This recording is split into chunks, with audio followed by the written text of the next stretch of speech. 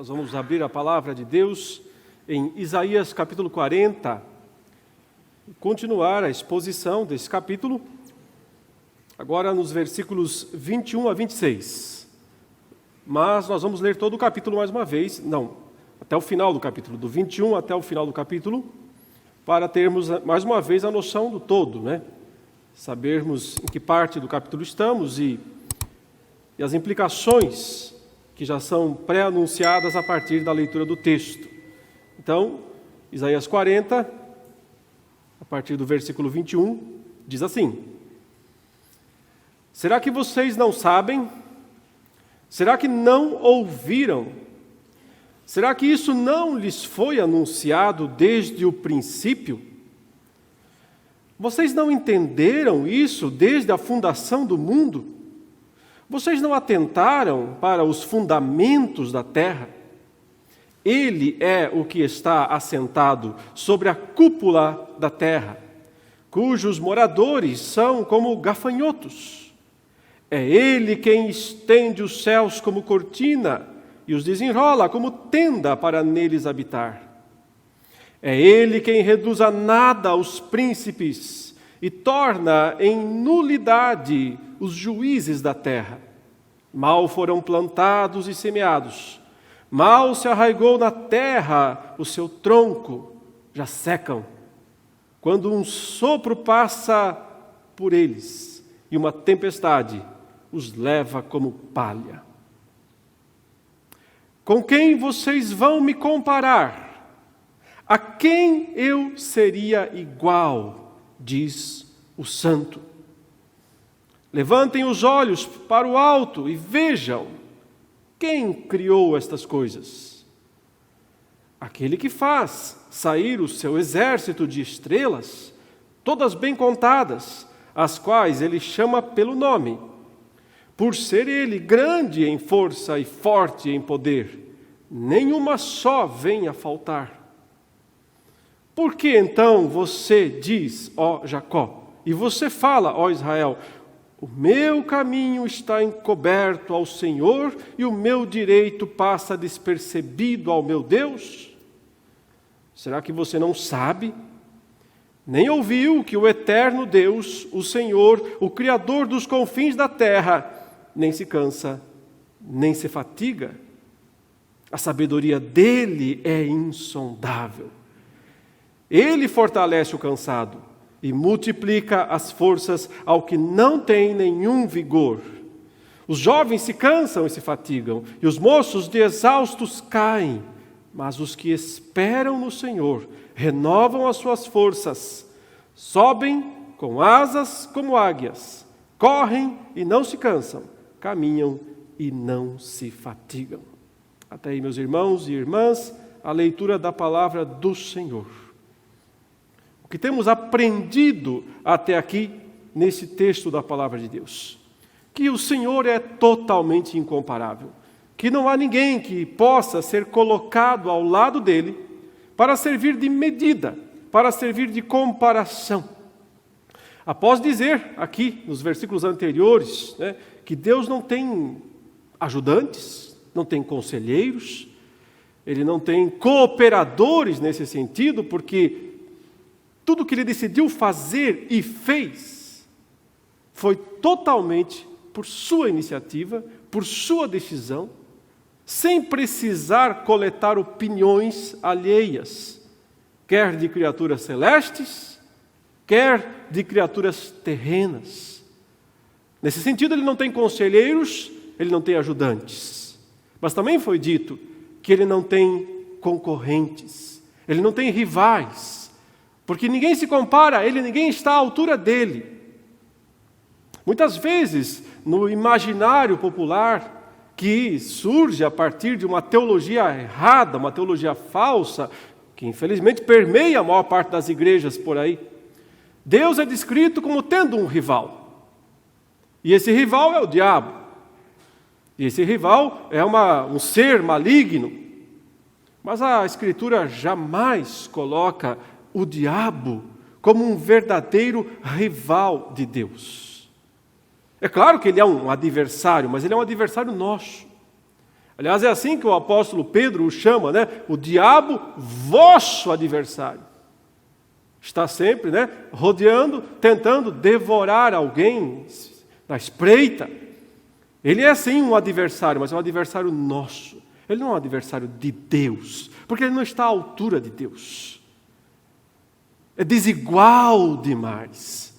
Se nós pensamos no tamanho de Deus, e se nós pensamos no tamanho do diabo, por maior que ele seja, o diabo, por maior e mais poderoso que ele seja. Claro, se o compararmos a nós, ele é muito grande, o inimigo é muito grande. Mas se comparado a Deus, é nada. E sempre será assim, porque ninguém pode ser comparado a Deus. Nessa passagem, nesse texto, ele colocou aí duas possíveis comparações, no texto que nós lemos agora na semana passada, na última exposição. Ele colocou as nações, as superpotências, então, diante de Deus. Vamos comparar, vamos pegar a grande Babilônia, vamos pegar qualquer nação, qualquer potência, e vamos comparar com Deus. Isso é um pingo que cai de um balde. É só um pozinho fino na balança. É nada, é menos do que nada, é um vácuo. E os ídolos? E os ídolos dos homens? Aqueles em quem os homens põem sua confiança, né? As estátuas, as imagens que eles constroem.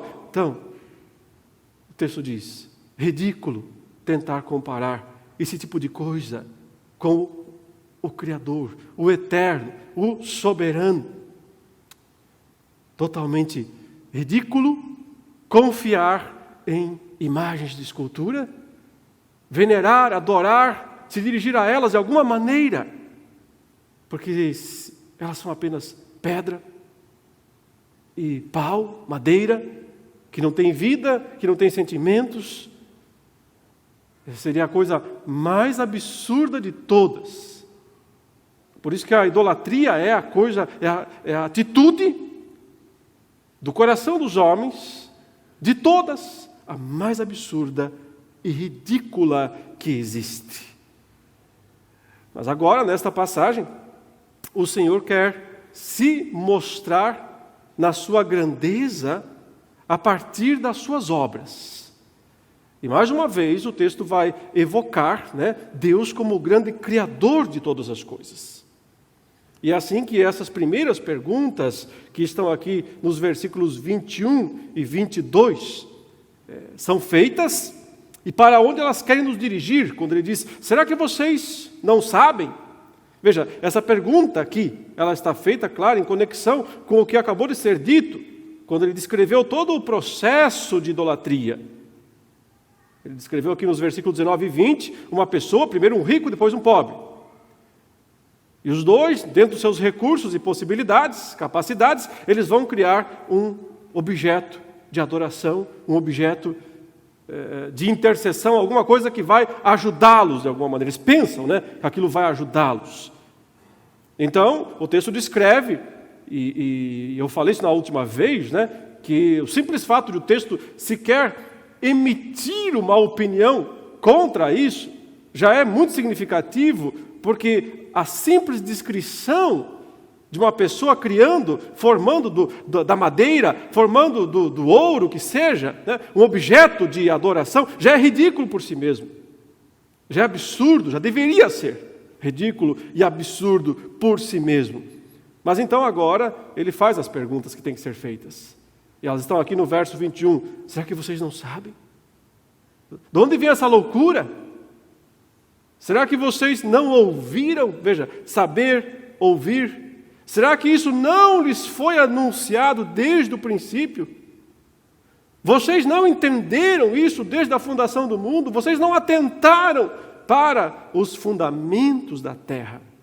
Essas perguntas, irmãos, elas mais do que apenas tentam nos lembrar, nos tornar conscientes de que Deus é o Criador de todas as coisas, somente Ele é o Criador de todas as coisas. Elas, na verdade, têm a intenção de mostrar que os homens, embora saibam disso, tendem a não reconhecer isso. O Salmo 19 diz que os céus proclamam a glória de Deus, que o firmamento anuncia as obras das suas mãos, que a contagem dos dias, dos tempos, das épocas, proclamam a existência dele. O apóstolo Paulo, em Romanos capítulo 1, disse: os atributos de Deus, todos os principais atributos de soberania, a sua própria divindade, eles estão claros na criação de todas as coisas, na criação do mundo. Eles estão claros. Mas o que acontece, o texto diz, e esses textos mostram isso para nós, é que os homens se negam a ver, se negam a enxergar. E o processo de idolatria é realmente a negação de Deus como o Criador de todas as coisas, para colocar no lugar dele uma criatura. Uma criatura. Eu vou trocar o microfone que está dando alguns estralos aqui.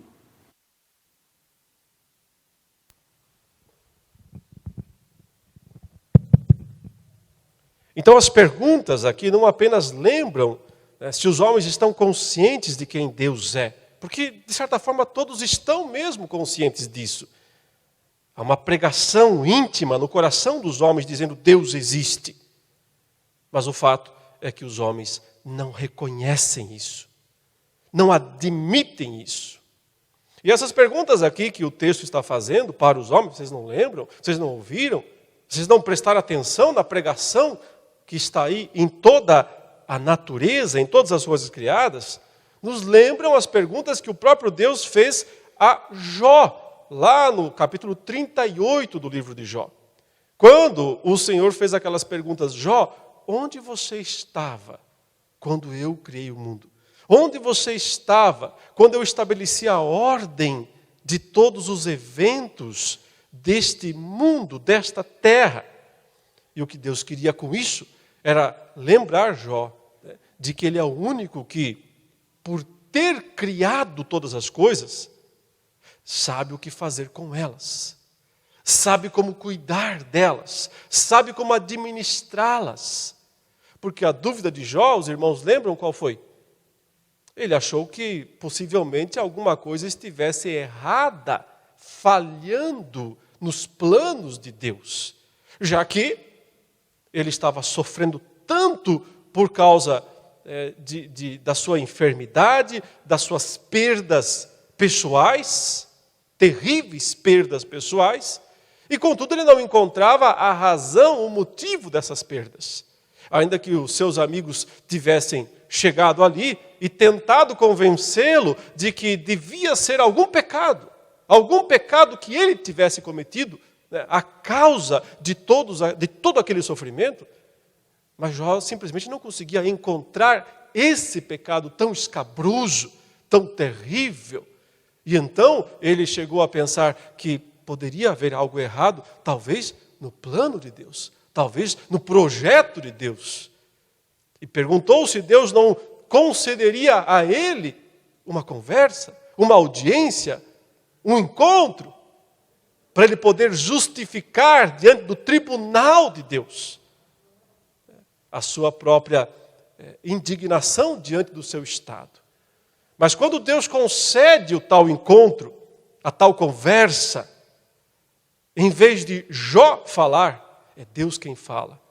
E o que ele fala?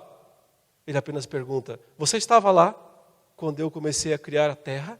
Você estava lá quando eu lancei os fundamentos do mundo? Você estava presente quando cada elemento deste mundo foi estabelecido? E Jó só podia dizer: não estava. Não, claro que não, óbvio que não. Mas qual era o objetivo de Deus com tudo isso? Fazer Jó compreender que o Criador sabe o que faz, que o Criador sabe o que está fazendo, e que a melhor coisa que o crente pode fazer é descansar em Deus, é confiar em Deus. E vejam, esse capítulo termina justamente com essa expressão: os que esperam no Senhor. renovam as suas forças. Esperar no Senhor é o equivalente do Antigo Testamento à fé.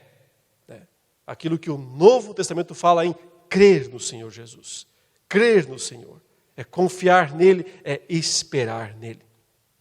Mas é interessante que o Senhor aqui está mostrando no capítulo 40 de Isaías a sua grandeza a partir do fato de que Ele é o Criador de todas as coisas.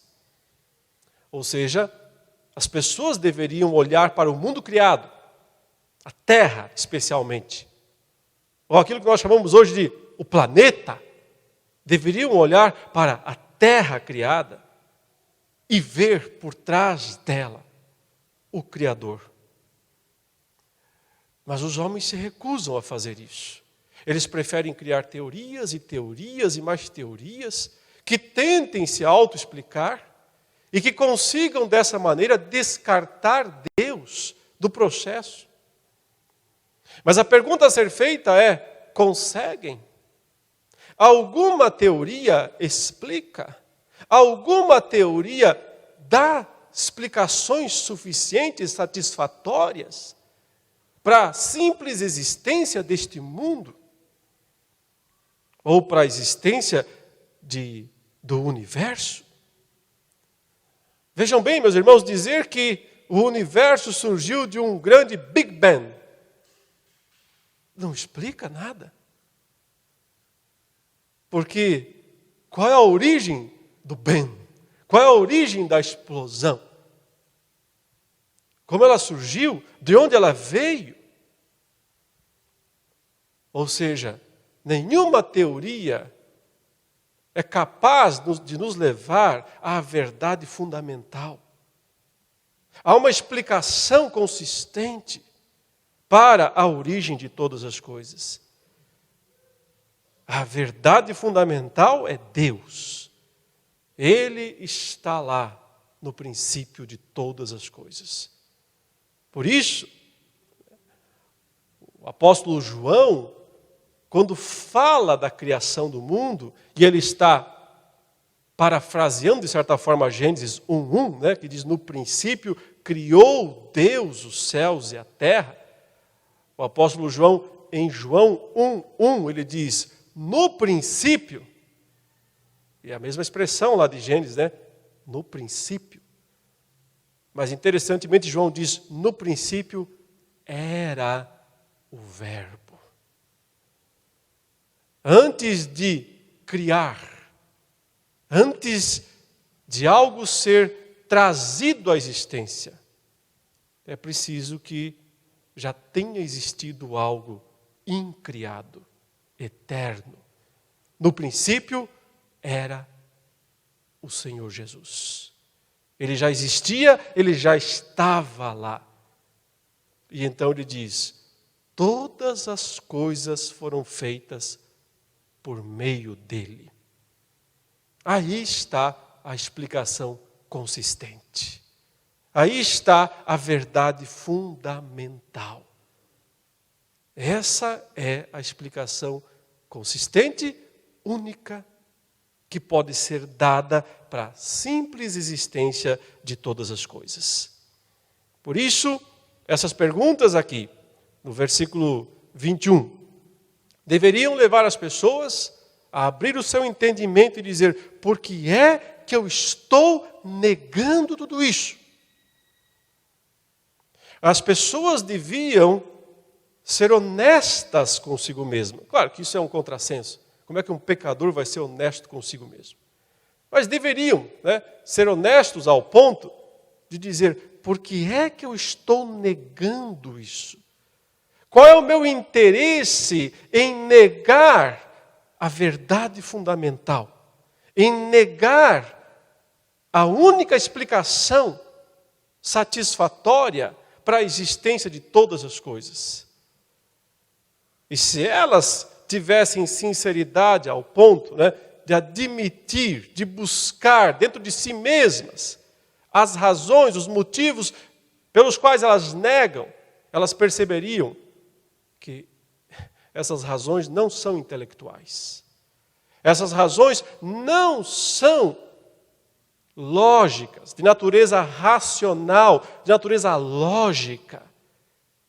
Elas entenderiam que são pessoais, que são oriundas de um desejo de que Deus não exista, para que eu não seja responsabilizado pelos meus atos. Um desejo de que Deus não exista para que ninguém me dê ordens, para que ninguém me diga como é que eu devo viver ou deixar de viver. Elas teriam que reconhecer que elas negam essas perguntas. Elas dizem não à existência de Deus, porque isso se origina de um desejo de ser autônomo. Um desejo que foi incutido, segundo a Bíblia, no coração dos homens, aí sim, por instrumentalidade da antiga serpente que se chama Diabo e Satanás. Porque a grande promessa mentirosa feita por essa criatura aos primeiros homens, aos primeiros pais, foi: no dia em que vocês comerem, vocês serão como Deus. Como Deus. Iguais a Deus. Deuses para si mesmos. Essa foi a grande mentira. Uma mentira sobremodo irônica, não é? Porque esse homem foi criado à imagem de Deus. Então, de certa forma, ele já era como Deus. Ele já era a imagem e semelhança de Deus. Bastava continuar sendo. Justamente quando ele cede ao pecado, cede à tentação, cede à negação de Deus, pensando que então ele se tornará como Deus, é quando ele perde a capacidade de refletir perfeitamente a Deus. E precisa então ouvir essas perguntas. Vocês se esqueceram de tudo. Vocês não se lembram de mais nada. Vocês não percebem mais que Ele é o Criador de todas as coisas. Então, o grande chamado aqui do verso 21 é: acordem. Olhem para a terra. Olhem para este mundo e reconheçam que esse mundo precisa de um dono. Esse mundo precisa de um artista, de um criador. Porque senão ele sequer poderia existir. Mas vejam como é que o texto descreve esse criador, então, no versículo 22. Ele é o que está assentado sobre a cúpula da terra, cujos moradores são como gafanhotos. É Ele quem estende os céus como cortina e os desenrola como tenda para neles habitar.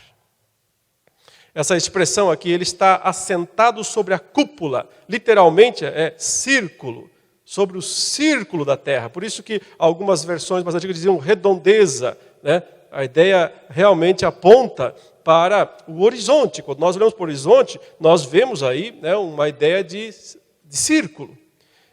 Aqui, esse texto não está discutindo teorias modernas sobre se a Terra é redonda, se a Terra é plana.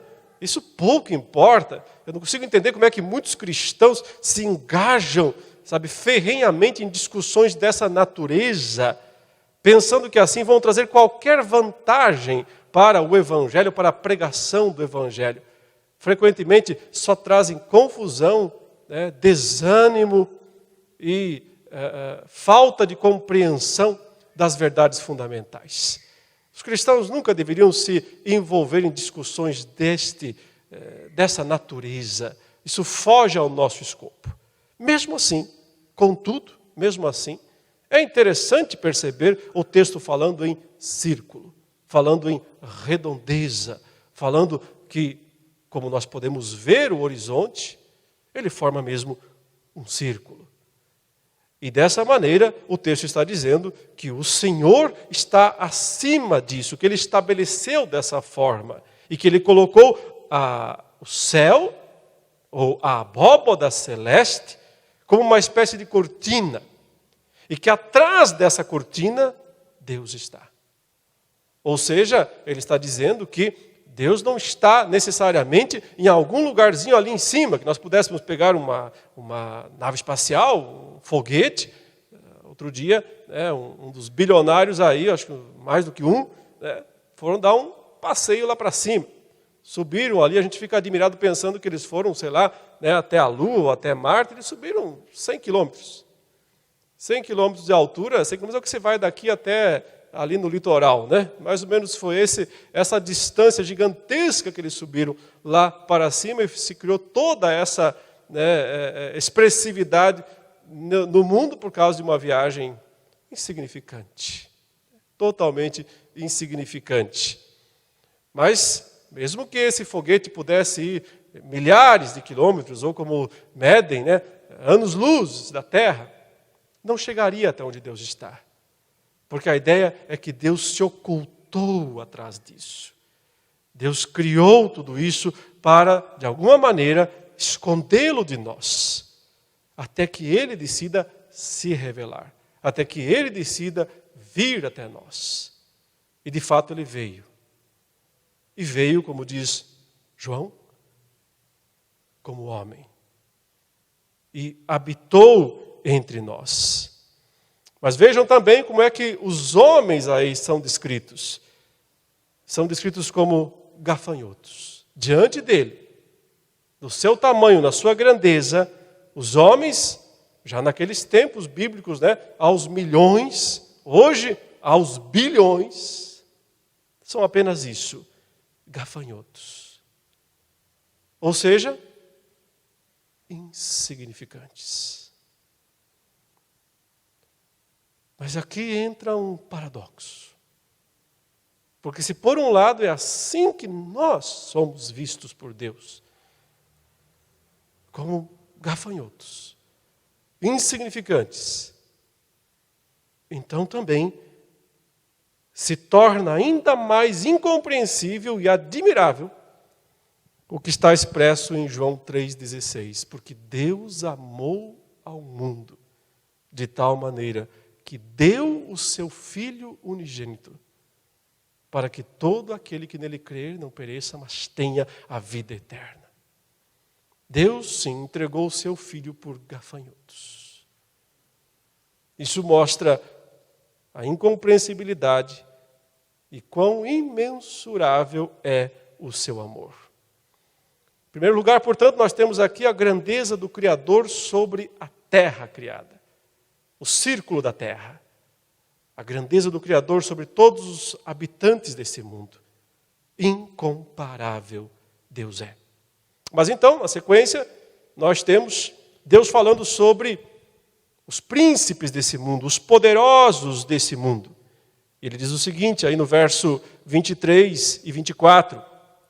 É Ele quem reduz a nada os príncipes e torna em nulidade os juízes da terra. Mal foram plantados e semeados, mal se arraigou na terra o seu tronco, já secam, quando um sopro passa por eles e uma tempestade os leva como palha. Em especial, nós vemos aqui, então, o Senhor soberano sobre o destino dos homens. Ele é o soberano sobre a terra, como Criador de tudo. Mas Ele não é o Senhor apenas no atacado. Ele também é o Senhor no varejo. Ele é o Senhor nas pequenas coisas. Ele é o Senhor nos indivíduos. Ele não é só o Senhor das nações nesse sentido. Ele é o Senhor dos indivíduos que compõem as nações. E aqui, em destaque, estão os indivíduos mais poderosos. Quem ele destaca aqui? Os príncipes e os juízes. São, portanto, as pessoas mais importantes deste mundo, as mais respeitadas, as mais admiradas, as mais temidas. Lemos a liturgia sobre Nabucodonosor, o grande rei de Babilônia, que, admirando a grandeza lá dos seus jardins suspensos, disse, não é essa a grande Babilônia que eu fiz, para exaltar a minha glória e o meu poder. Aplaudam. E Deus disse, você vai comer pasto a partir de hoje. O que são os príncipes, irmãos? O que são essas pessoas admiradas, respeitadas, temidas? Diante daquele que estende os céus como cortina, elas são nada. E outra vez vem aquela palavra que aparece lá em Gênesis 1, verso 2, né? Fala que a terra era sem forma e vazia. Essa expressão também é usada aqui para descrever a grandeza dos príncipes, dos juízes, dos reis da terra, dos governantes, dos poderosos. Sabe o que eles são? O texto hebraico diz tohu. É uma expressão hebraica, lá de Gênesis 1, 2 é tohu vavohu, que é uma expressão de linguagem. A gente tem palavras em português, em qualquer língua, que o som delas descreve a própria palavra. E essa expressão, é dito, significa realmente algo informe, caótico, sem valor. É isso o que os homens são diante de Deus. Eles são nada. E por isso, de tempos em tempos, o Senhor vem visitar também esses homens. Vem visitá-los para destruí-los. Até o dia em que Ele lhes fará a última visita. Lembram do Salmo 76, quando o salmista diz, olha, eu invejava a prosperidade dos ímpios. Eu pensava que para eles não tem tempo mau. Eles sempre estão prósperos, ricos, tranquilos, desfrutando de todas as suas impiedades e perversidades. Até que eu entrei no santuário de Deus e percebi o quanto esses homens estão em lugares escorregadios. Do nada eles caem. Quando o Senhor visita-os em suas iniquidades. A última visita está marcada. Está marcada, tem data, tem hora, tem dia. O Senhor já marcou a data da sua última visita a esses ímpios. E ela é descrita, gostaria que vocês vissem comigo, lá em Apocalipse capítulo 6. Ela é descrita da seguinte maneira, Apocalipse capítulo 6, verso 12, que descreve a abertura do 6º selo. E aqui nós vemos 6 classes de homens, com destaque total aos maiores, aos poderosos, sendo visitados pela ira de Deus. Essa é a última visita. O texto diz, vi quando o cordeiro quebrou o 6º selo. Houve um grande terremoto, o sol se tornou negro como pano de saco feito de crina, a lua ficou toda vermelha como sangue, as estrelas do céu caíram sobre a terra, como a figueira deixa cair os seus figos verdes, quando sacudida por um vento forte. E o céu recolheu-se como um pergaminho quando se enrola. Então todos os montes e ilhas foram movidos do seu lugar. Os reis da terra, os grandes, os comandantes, os ricos, os poderosos, e todo escravo e todo livre, se esconderam nas cavernas e nos penhascos dos montes, e disseram aos montes e aos rochedos, caiam sobre nós, e nos escondam da face daquele que está sentado no trono, e da ira do Cordeiro, porque chegou o grande dia da ira deles, e quem poderá subsistir? A data está marcada. O Senhor virá. Virá para salvar o seu povo das mãos dos ímpios, como Ele sempre tem vindo ao longo da revelação bíblica, como Ele foi salvar aquele povo de Babilônia, e o resgatou e o fez voltar à terra da promessa. Mas aqui em Apocalipse 6 está a última visita. Vejam, irmãos, como esse versículo 24 é dramático. Vejam as expressões dramáticas. Mal foram semeados, mal foram colocados ali e já acabam. Isso aqui, esse verso está entre os mais desalentadores da Bíblia para descrever o destino dos ímpios. Nem mesmo Eclesiastes consegue ser tão pessimista quando ele diz: acabou de plantar e já morreu. Acabou de ser colocado ali e já passou um sopro e derrubou todos eles. Acabou de ser colocado em evidência e a tempestade já os levou embora. Irmãos, de que vale correr atrás do vento, como diz Eclesiastes? De que vale construir casas sobre a areia, como diz Jesus? De que vale todo o luxo, ostentação, poder desses homens?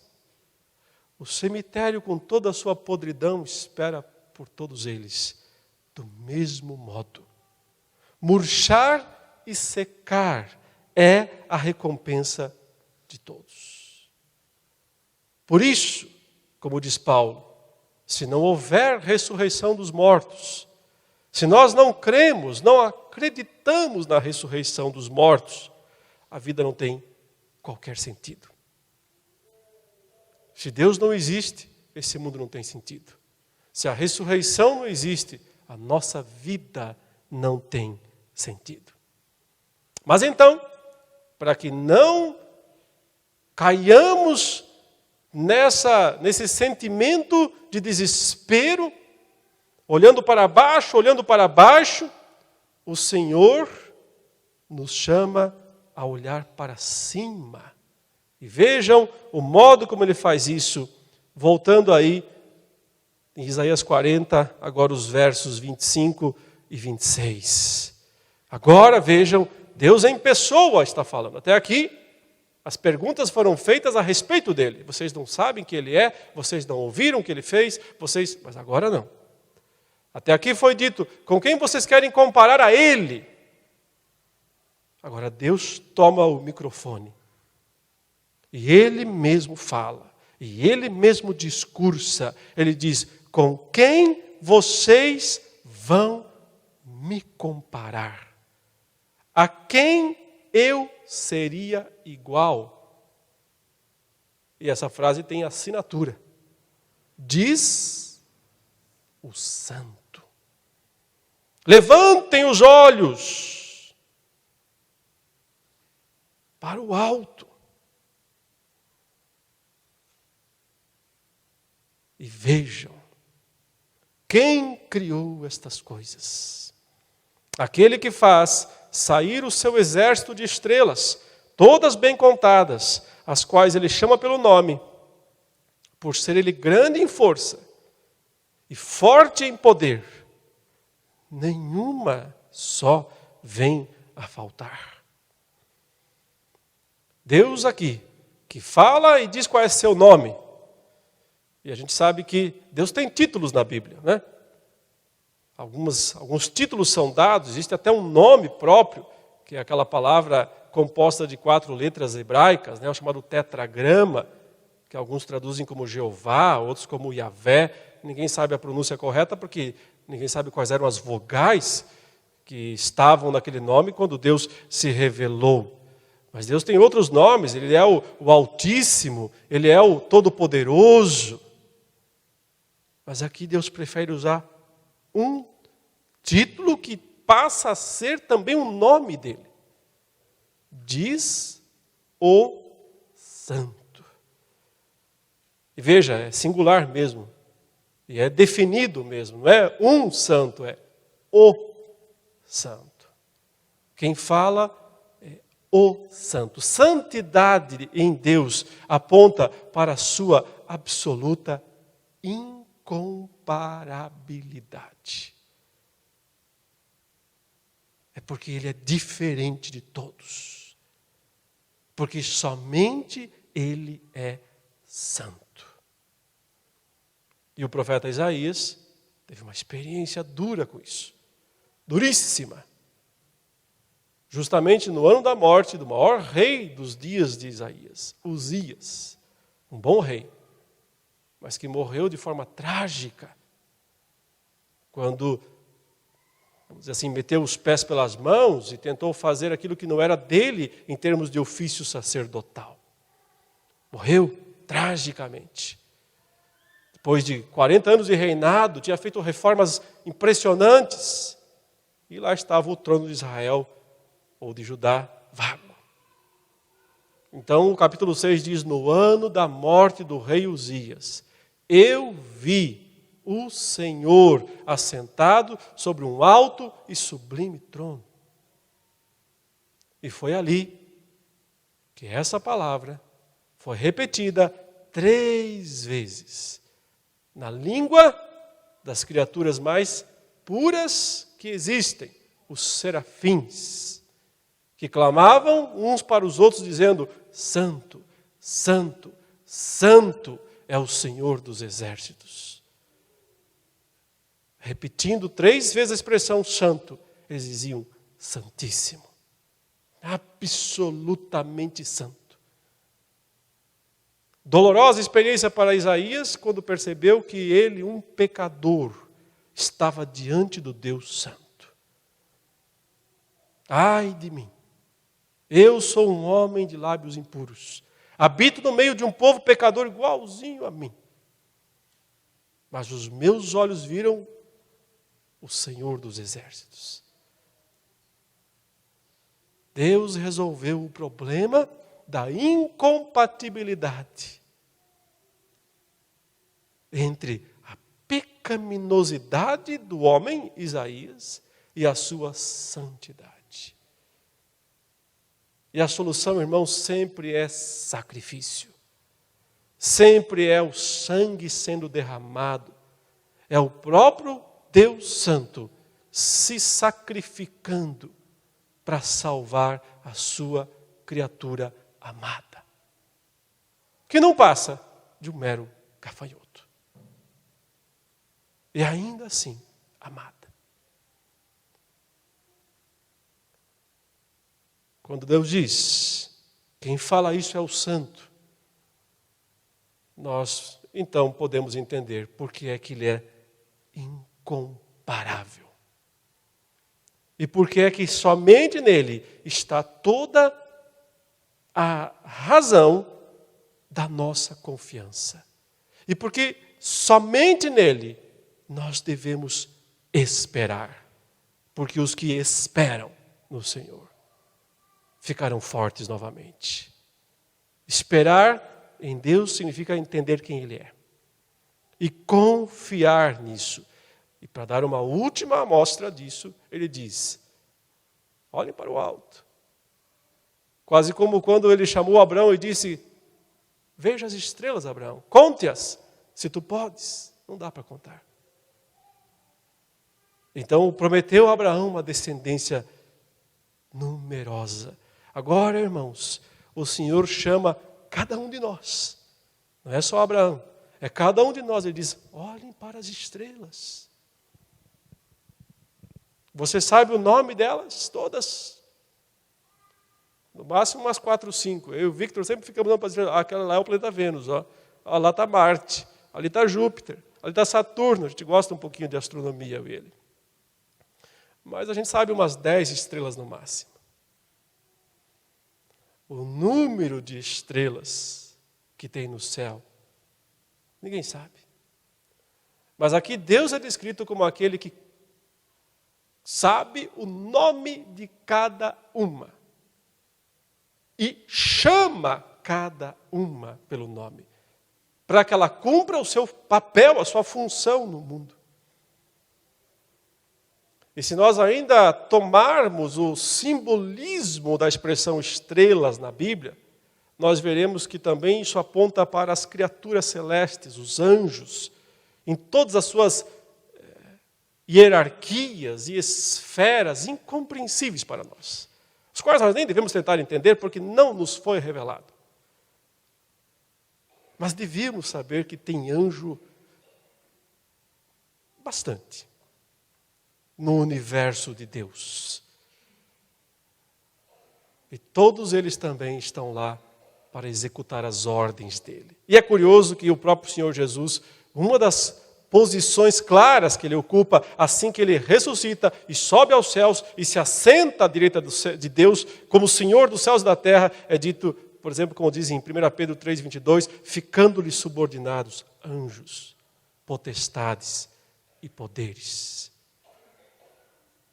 Portanto, a grandeza do Criador se expressa na grandeza da terra, porque ele criou todas as coisas.